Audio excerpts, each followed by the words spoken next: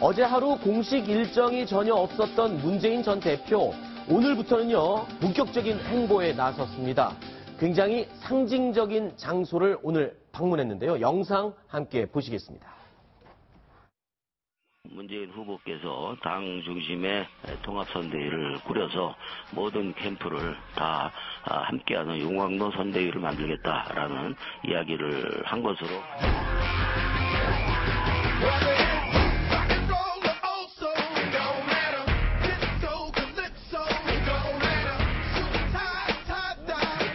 지금 보고 있는 이 용광로가 광양제철소의 제1고로인데요. 세계 최고의 용광로입니다.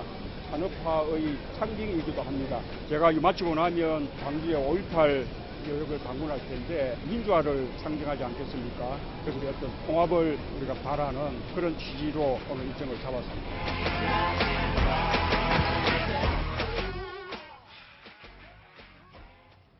자, 문재인 후보가 산업화와 민주화를 통합한다. 이렇게 얘기를 했습니다. 산업화와 민주화의 통합. 자, 이걸 해석을 해보면 보수와 진보를 통합하겠다. 이런 뜻으로 해석이 가능한 거겠죠? 심 차장이 설명을 해주시죠. 그렇습니다. 지금 조금 전에 문재인 후보가 방문한 광양제철소는 포스코가 포항에 이어서 광양에 두 번째로 지은 제철소인데 박정희 전 대통령 때부터 추진했던 아주 전폭적으로 추진해서 만든 그런 제철소로 유명합니다. 거의 국책사업으로 밀어서 저만큼의 성장을 이룬 곳이기 때문에 산업화의 상징적인 장소라고 할 수 있는데요. 그렇죠. 사실상 본선에 나온 다음에 첫 공개적인 일정이라고 할 수 있는데 첫 행보로 바로 저 광양제철소를 찾았다는 거. 그리고 네. 오늘 오후에는 저러고 난 다음에 바로 5.18 국립묘지를 향했거든요. 거기서는 민주화 세력과 당연히 민주화 세력과 함께 가겠다. 두 마리의 토끼를 다 잡겠다. 말씀하신 것처럼 보수와 어떤 진보 진영을 모두 아우르는 안정적인 그런 메시지를 전하기 위해서 행보를 한 것이 아닌가 싶습니다. 네. 자, 이 통합을 강조하면서 지금 선거조차도 용광로 선대위를 꾸미겠다. 이렇게까지 얘기를 했습니다. 통합을 강조하는 의미인 것 같은데, 그런데 이 용광로 선대위 출범도 하기 전에 삐그덕거렸다는데 무슨 일이 있었던 겁니까, 박선희 기자? 네, 그렇습니다. 용광로 선대위의 첫 번째 코스로 바로 용광로 공보단을 만들겠다. 공보단? 네, 대변인단을 발표하겠다라면서 어제 이렇게 발표 시간을 잡았는데요. 문제는 발표하고 나서 보니 이재명 시장 측의 대변인들이 다 빠져 있었습니다.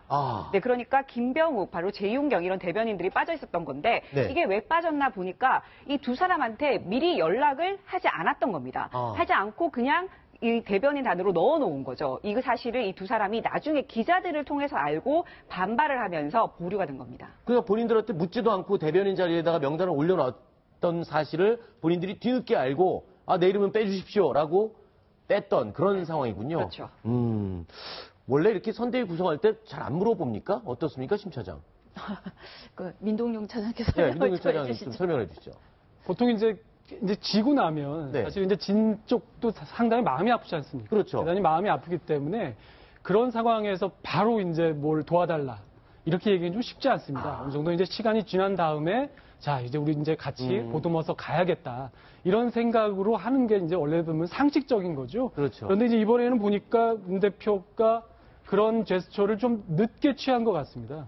예, 그래서 저는 이번 상황을 보니까 2012년이 떠오르는데요. 2012년 11월 23일에 사실 안철수 대표가 사퇴를 하지 않습니까? 그러고 나서 한 일주일 동안 움직이질 않았어요. 그런데 문재인 대표 쪽에서도 그때 문재인 후보 쪽에서는 움직이질 않았습니다. 그러니까 도와달라고 했어야 되는 건데 그 기간 동안 아무렇지도 않고 있다가 여론이 안 좋아지고 캠프가 흔들리고 하니까 찾아갑니다. 그때서야.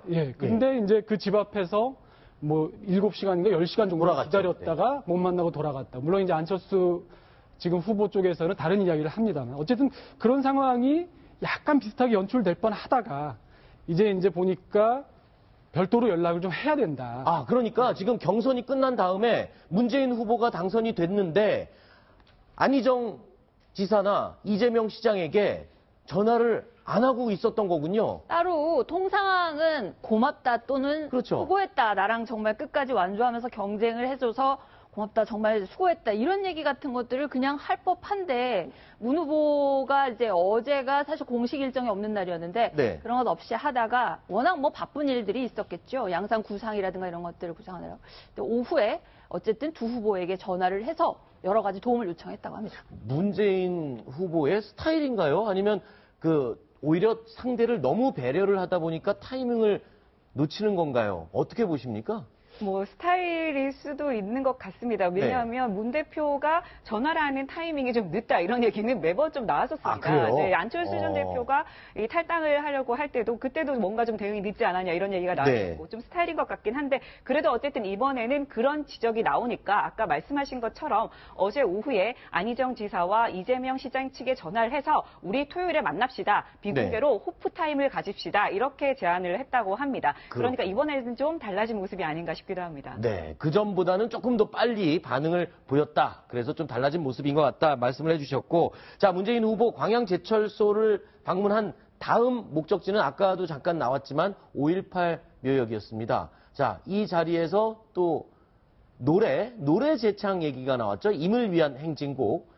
네. 지금 현장 화면이 나오고 있습니다. 바로 저 화면입니다. 저기 희생자의 묘역 앞에서 문 후보가 즉석에서 제안을 했습니다. 임을 위한 행진곡을 우리 다 같이 한번 완창을 해봅시다 하면서 먼저 노래를 저렇게 시작하는 모습이었습니다. 그리고 문 후보 여러 차례 밝혔듯이 5.18 정신을 우리 헌법에 넣겠다. 그런 얘기를 이제 공약으로까지 얘기했는데요. 네. 5.18 기념식 노래를 임을 위한 행진곡으로 하느냐 마느냐를 두고 참 박근혜 정부 내내 시끄러웠는데 내가 대통령이 되면 반드시 공식 기념곡으로 지정을 하겠다. 아주 호남의 어떻게 보면은 지지자들, 진보 진영이 아주 좋아할 만한 그런 얘기를 했다고 볼 수 있습니다. 그렇군요. 일단은 사실상 공식 후보가 선정되고 사실상 첫 행보인데 지금 광주, 전남을 오가면서 굉장히 바쁘게 시간을 보낸 것 같습니다. 그런데 첫 행선지가 호남이었다는 것. 이거는 국민의당 안철수 후보의 호남발 돌풍, 이걸 의식하고 견제하기 위한 거다. 이렇게 보이는데 어떻게 보십니까? 기본적으로는 그렇습니다. 기본적인 전제는 어쨌든 안철수 후보가 양강구도를 성립했다고 할 정도로 올라왔기 때문에 오늘 저렇게 광양에서 광주로 그리고 또 이제 세월호가 이제 무트로 올라오는 그런 시점에 있는 목포 신항까지 갔던 거죠. 그런데 일각에서는 약간 좀 전략을 약간 갈피를 못 잡고 있는 거 아니냐 이런 얘기가 나옵니다. 그 이유는 뭐냐면 지금까지 문재인 전 대표는 적폐청산이라는 아주 선명한 슬로건을 내걸고 그거를 가지고 이제 기존의 정부, 기존의 정권을 가지고 아주 세게 몰아쳤던 거죠. 그런데 이렇게 지금 이제 거의 양강구도가 맞춰졌다라는 식으로까지 얘기가 나오는 상황에서도 오늘 나왔던 것 중에 사실 방문했던 것 중에 핵심은 5.18 묘역과 목포 신항입니다. 세월호라는 거죠. 이 두 가지가 뜻하는 건 뭐냐면 세월호는 역시 박근혜 정부의 실수, 적폐청산. 그리고 5.18 광주 묘역은 사실 전두환 정권 이후에 지금까지 그대로 그 정치권이 계속 유지되는 것은 바로 새누리당, 자유한국당, 보수. 이런 것을 규정하려는 그런 의도가 있다고 보여집니다. 그렇기 때문에 적폐청산에서 이제는 대선 후보로서 통합과 중도와 보수를 끌어안는 모습을 보여줘야 되는 건 아닌가. 그런 상황에서 오늘 다시 적폐청산과 어떻게 보면 가르기, 완전하게 선긋기 이런 모습을 보인 것이 과연 옳은 전략이었는가 이런 거에 대한 의문을 좀 제기할 수도 있을 것 같습니다. 전국 순회 경선을 마치고 나서 첫 행선지로 호남을 선택한 문재인 후보. 결국 남쪽에서 다시 북상에서 올라오겠다라는 북상 전략을 택한 것이다라고 여기저기서 얘기가 나오는데요. 무슨 의미가 있습니까? 남에서 북상으로 올라오는 전략을 택한 데는? 문재인 후보가 어쨌든 본선행 티켓을 쥔 다음에 통합을 굉장히 강조했어요. 그리고 아주 대한민국 역사상 최초로 영호남에서 전부 1등할 수 있는 그런 후보가 되겠다. 그만큼 통합에 자신이 있다는 의미인데 어쨌든 말씀하신 것처럼 호남을 시작으로 내일은 충청과 광원 그리고 그 이후에 8일에는 수도권 이런 식으로 북쪽으로 올라오는 그런 계획을 지금 세우고 있는데요.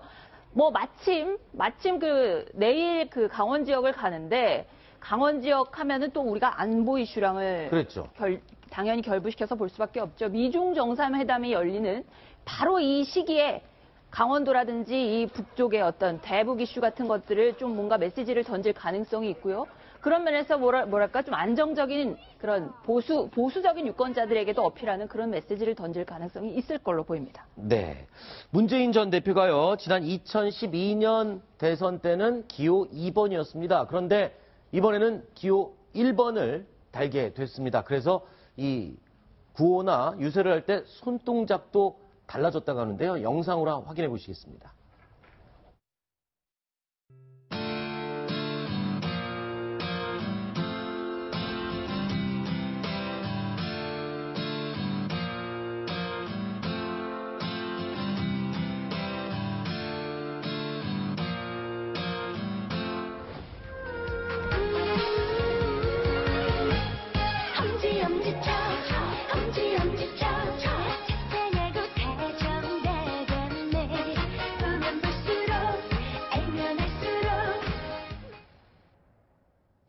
네. 이 멋있는 이 엄지척에 우리 PD가 저렇게 경쾌한 또 트로트 음악을 까니까 색다른 분위기가 나네요. 자, 기호가 다 정해졌습니다. 후보들. 근데 궁금한 게 있습니다. 이 기호 번호는 어떤 기준으로 고르는 겁니까? 원하는 번호를 고르는 건가요? 아직 확정이 안 됐습니다. 아, 그래요? 네, 확정이 안 됐고요. 네.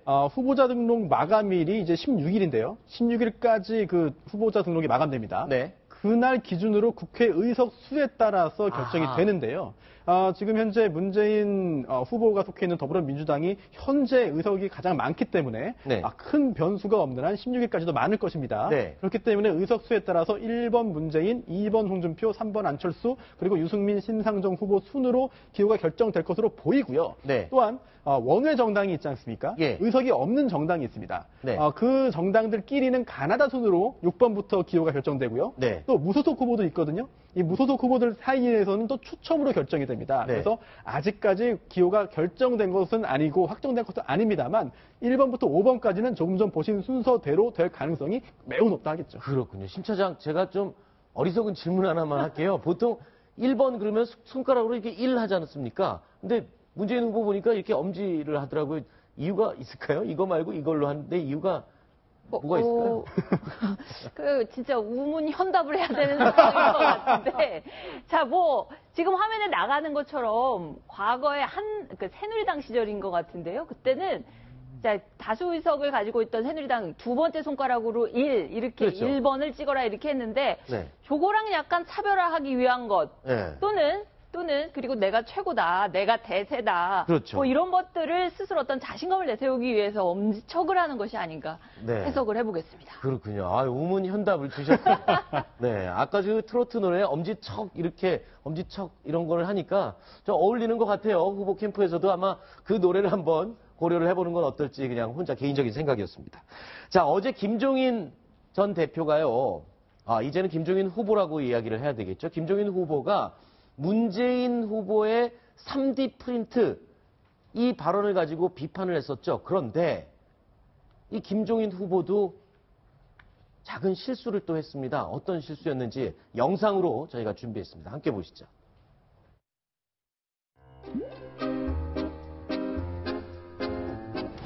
3D 프린터를 3D 프린터라고 읽는 사람이 할 수 있는 일이 아닙니다. 잠깐 실수로 잘못 읽었다고 하기엔 너무도 심각한 결함입니다. 국정 책임자에게 무능은 죄악입니다.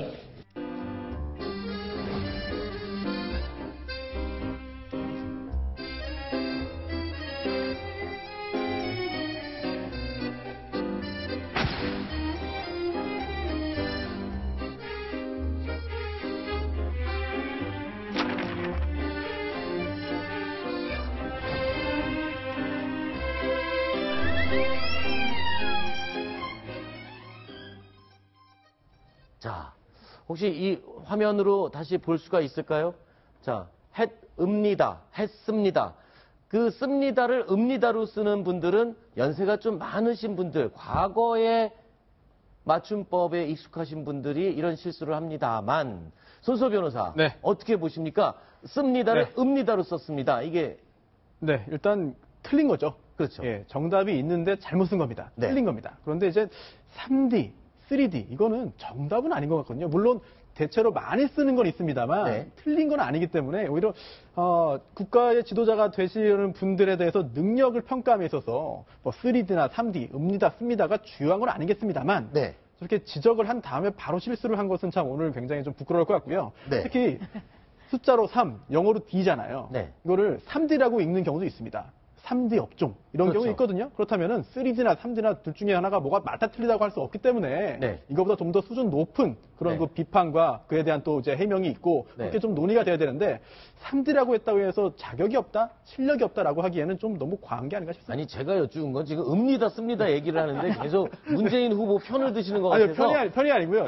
제가 그러면 읍니다 씁니다는 사실 습관이거든요. 읍니다라고 옛날엔 썼습니다. 저도 어렸을 때 읍니다를 썼다가 씁니다로 바뀐 세대거든요. 그러니까 습관 때문에 그렇게 쓸 수는 있는데 그 부분에 대해서 3D와 3D와 읍니다 누가 더 실수가 큰 겁니까? 근데 이제 김종인 후보가 작년에 그 더불어민주당 비상대책위원회 대표를 할 때 총선에서도 저렇게 쓴 적이 있어요. 읍니다라고. 근데 이제 재밌는 것은 김종인 대표가 아마 저 맞춤법이 바뀌었을 때 그때 노태우 정부에서 보건사회부 장관을 했거나 아니면 경제수석을 했을 겁니다. 근데 이제 어쨌든 저거는 이제 문법, 맞춤법에 관한 문제인 것 뿐이고요. 사실은 저는 그 문재인 후보가 3D라고 말했다고 했을 때 저는 조금 약간 걱정이 되는 게 뭐냐면 사실은 우리가 입으로 계속 발음을 했다면 3D라고 또는 3D라고 했다면 아마 주변에서는 지적을 했겠죠. 후보님 그게 3D가 아니라 보통 3D라고 읽습니다.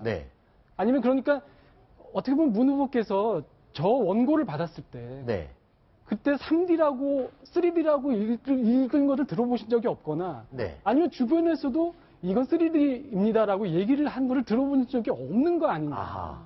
그거는 어떻게 보면 약간의 소통의 문제? 그런 문제가 아닐까 하는 그런 걱정이 조금 생깁니다. 그렇네요. 아주 예리한 그 숨은 뒤에 의미를 지적을 해주셨습니다. 자, 문재인 전 대표 오늘 세월호 추모곡을 발표를 했다고 하는데 어떻습니까? 이 노래를 뭐 직접 부른 건가요? 아니요, 노래를 직접 부른 건 아니고요. 나레이션을 했습니다. 영상 나레이션을 지금 참여했습니다. 지금 이 영상 보시는 것처럼 세월호 참사 3주기 열흘 앞두고 오늘 오후 2시에 공개된 노래입니다. 작곡가 추모곡입니다. 작곡가 김영석 씨가 가수 나윤건 씨가 부르고 그렇게 만든 노래인데요. 이 김영석 씨가 문재인 전 대표 그러니까 후보에게 참여를 좀 해달라라고 요청을 하면서 이루어졌고 지금 이렇게 오늘 오후 2시에 음원이 공개가 됐습니다. 그렇군요. 자, 목소리가 나직하게 깔린 뮤직비디오, 세월호 추모 뮤직비디오였습니다. 자, 여러분께서는 생방송으로 뉴스탑10 함께하고 계십니다. 박소윤 기자와는 여기서 인사를 하고요. 이어지는 코너에는 배종찬 본부장이 나와서 수고를 해주겠습니다. 박소윤 기자 좀 자주 좀 출연해서 재미있는 좀 진행 부탁드리겠습니다. 수고했습니다. 감사합니다.